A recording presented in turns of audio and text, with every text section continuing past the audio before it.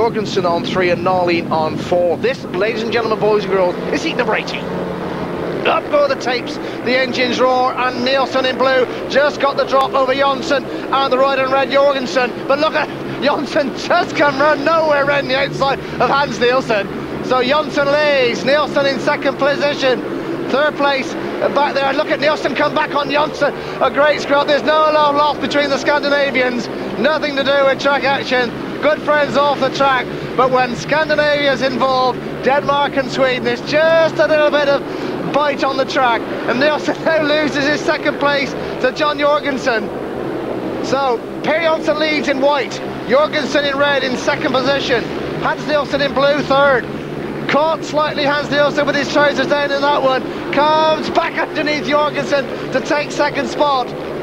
So Jonsson still leads on 8 points before this race, which will mean another rider on 11 as he comes round the final two bends. Nielsen coming in second place, but it's Jonsson's race.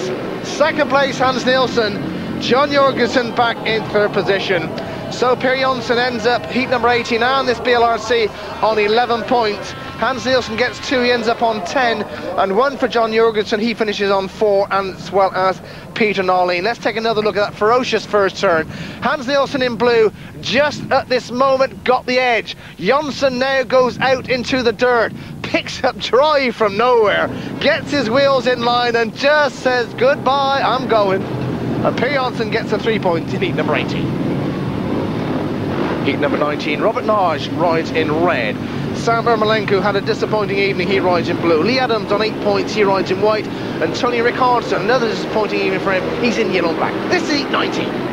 Into that, a bit of argy-bargy between Nage and Ermolenko, and Lee Adams gets the initiative round the outside. So Lee Adams now leads from, in second position, Robert Nage, who's had a tremendous Division 1 BLRC, of course, came into this event as BLR2 Division 2 champion, and well, he certainly hasn't disgraced himself, currently on 5 points and looking set to be amongst the points in heat number 19. But all eyes are on the rider in white, Lee Adams, who I'm sure is going to be cursing his luck. Engine failure while leading heat number 12 is going to cost him dearly. Lee Adams leads, Robert Nage in second place, Sam Ermolenko third, and Lee Adams built up some substantial lead in this penultimate race, although we wonder if there's going to be a runoff for minor places here at the Odsal Stadium. Lee Adams, smooth, and as he told me a couple of weeks ago in an interview, he's done his apprenticeship in the world of Speedway and now look forward to 1993, and it's Lee Adams who gets the win in heat 19. Second place goes to Robert Nage, in third place to Sam Ermolenko. Lee Adams must be cursing his luck at that engine failure in heat number 12. So the 3 points means he ends up on 11. 2 to Robert Nage, he ends up on 7, and 1 point to Sam Ermolenko, he ends up on 5 points. That's the result of heat 19. Heat number 20, when this could all be decided, there we see in red Joe Screen going into gate number 1, needs just to score points to be the champion of the BLRC of 1992. The opposition, Henke Gustafsson blue, Brian Cargo white, Simon Wigg, surely his biggest rival in yellow and black, and as they speed for the tape, it's Joe Screen who's got there. Coming round the outside in blue, it's Gustafsson and Simon Wigg, but Joe Screen has got there. The 19-year-old from Bellevue in England heads the pack to come up with 1 lap gone in heat number 20. And surely are we looking at the new BLRC champion of 1992. Simon Wigg overcomes the challenge of Brian Carger in second spot, Carger third, and Gustafsson back in fourth position. But all the eyes of the crowd, some 6,000 here at Odsal, are looking at the rider in red, Joe Screen, who, barring any disaster, is going to take this prestigious event here at Odsal this evening. Currently on 11 points, this would just wrap up proceedings nicely.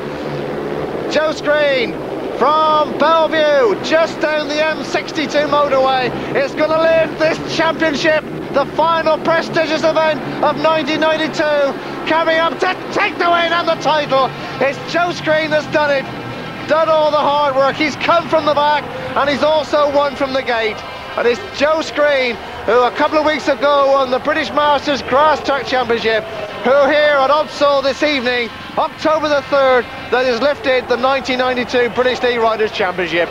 Joe Screen, the 19-year-old from Bellevue, who surely has got the world at his feet, takes the applause of the crowd as he lifts the BLRC of 1992. I'm sure we're going to hear a lot more of Joe Screen in the years ahead here on Screen Sport. Congratulations to you, Joe. You've done the biz here on October the 3rd at the vast Altshull Stadium, and I'm sure we're going to know a lot more about you in the future years. There are a few wheelies to please the crowd, but Joe Screen really has worked tremendously hard this evening, overcome not only the opposition but the track conditions here at Altshull, which is, well, probably a lot of his grass track skills have come out in true force as he's now playing to the gallery, as they say. So a quick look at the rundown for minor positions. We've got 5 riders coming out for a sudden death runoff for silver and bronze medal positions. The full lineup: Perry Johnson rides in red, Gary Havelock blue, Marvin Cox white, Lee Adams yellow and black, and Simon Wigg is in green. We are looking for the minor places, positions 2 and 3, silver and bronze in the 1992 Division 1 British League Riders' Championship. We already know the winner, that's Joe Screen of Bellevue. And these 4 laps will decide who will finish 2nd, 3rd, 4th, 5th and 6th. And with the vast width of this circuit, it's quite easy to have 5 riders in a race here at Altshull Stadium. So it's a little bit after the Lord Mayor's show, but I'm sure all these riders would like to get on the rostrum this evening. They've done a lot of hard work, especially poor Lee Adams, who, well, barring for that engine failure, and for Simon Wigg for that first race fall, would have been in the fray.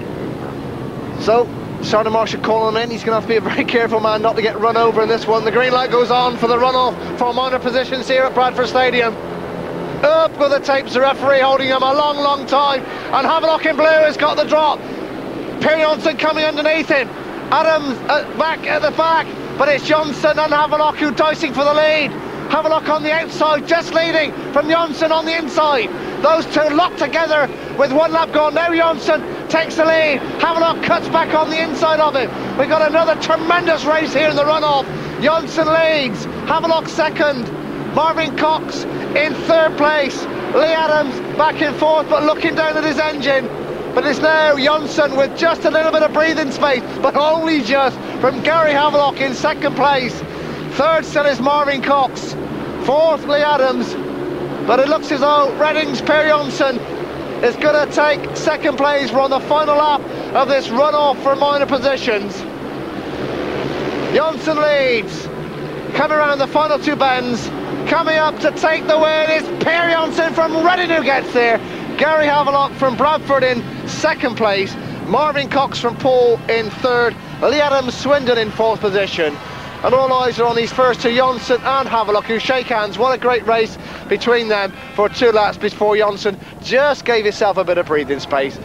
The old track staff saying go on round and wave to the crowd, because you really provided us with some great entertainment on a track which eventually dried out after the early morning rain. And many congratulations to Bobby Ham and Alan Ham, his brother, for preparing a tremendous racing strip considering the weather conditions in England today.